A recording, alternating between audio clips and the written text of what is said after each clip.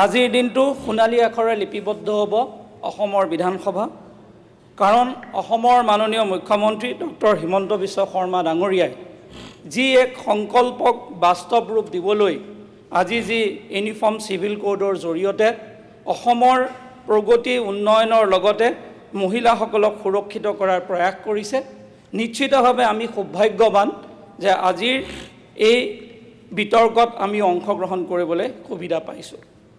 আমি সকলোৱে জানে যে সকলোৰ সম অধিকাৰৰ প্ৰয়োজনীয়তা ন্যায় কৰাটো এখন চৰকাৰৰ দায়িত্ব আৰু মাননীয় মুখ্যমন্ত্ৰী মহোদয়ে নিৰ্বাচনৰ প্ৰাক মুহূৰ্তত এই পবিত্ৰ বিধানসভাতে তেওঁ কৈছিলে যে মই ইউচিচিখন যদি মই পুনৰবাৰ মুখ্যমন্ত্ৰী হৈ আহোঁ তেতিয়াহ'লে এখন ইয়াত উপস্থাপন কৰিম আৰু ৰাইজে তাৰ বাবে সমৰ্থন কৰিলে আৰু সেইবাবে অভূতপূৰ্ব সমৰ্থনেৰে পুনৰবাৰ চৰকাৰখনক আৰু তেখেতক মুখ্যমন্ত্ৰী হিচাপে দায়িত্ব দিছে, যি বাবে আজি এই ইউচিচিৰ প্ৰথম অধিৱেশনতে আমি পাৰিত কৰিবলৈ ওলাইছোঁ।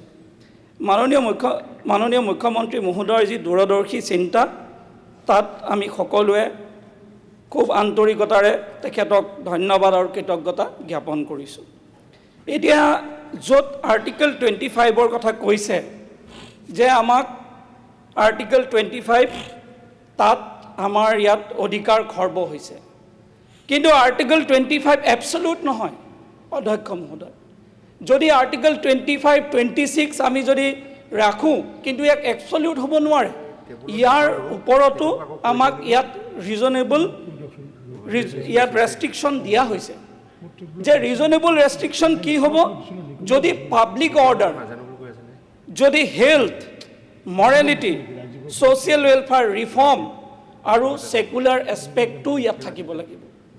যদি আমি 25ৰ কথা কওঁ আৰু 25ৰ কথা কৈ যদি আপুনি ইয়াত মুছলিম পাৰ্চনেল ল, চৰিয়া এপ্লিকেশ্যন লক যদি আপুনি ইমপ্লিমেণ্ট কৰিবলৈ গৈছে, তো এইটো কনফাইন টু ক'ত? আপুনি গোটেই ৰাজ্যখনত ইয়াক ব্যৱহাৰ কৰিব নোৱাৰিব।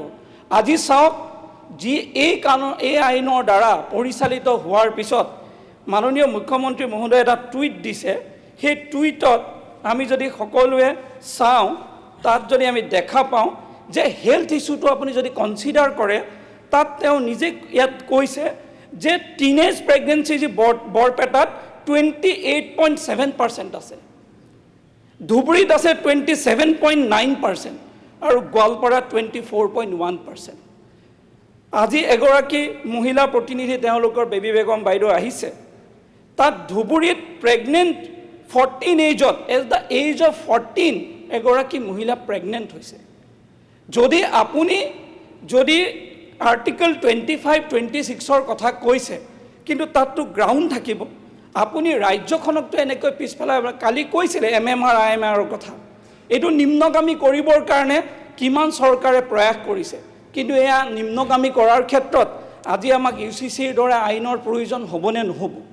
আমি যদি ফাণ্ডামেণ্টেল ৰাইটৰ কথা কৈ যদি কোনোবা এগৰাকী মহিলাৰ ওপৰত নিৰ্যাতন কৰিম, এইটো সম অধিকাৰ হ'ব পাৰে নেকি? চাহবানু কেছত কি হৈছিলে?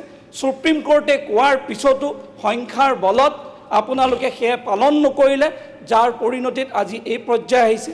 নিশ্চিতভাৱে আজিৰ যি প্ৰয়াস, এই প্ৰয়াস অসমত ঐতিহাসিক হ'ব আৰু ইয়াক সোণালী আখৰে লিপিবদ্ধ হ'ব।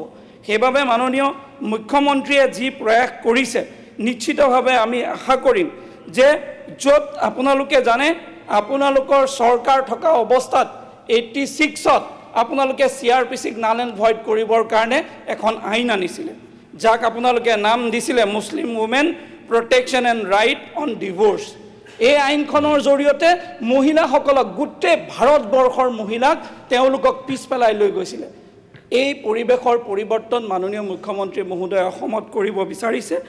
আমি আশা কৰিছোঁ মাননীয় মুখ্যমন্ত্ৰীয়ে যি প্ৰয়াসৰে আজি ইউচিচি বিলখন আনিব বিচাৰিছে, এই বিলখনৰ জৰিয়তে প্ৰত্যেকগৰাকী মহিলা সুৰক্ষিত হ'ব, মহিলাৰ সৰ্বাংগীন বিকাশ হ'ব আৰু অসমখন এখন সমৃদ্ধশালী ৰাজ্য হিচাপে প্ৰতিষ্ঠা লাভ কৰিব। মাননীয় মুখ্যমন্ত্ৰী মহোদয়, মই পুনৰবাৰ ধন্যবাদ কৃতজ্ঞতা জ্ঞাপন কৰি মোৰ ক'বলগীয়া কথাখিনি ইয়াতে সামৰিলোঁ।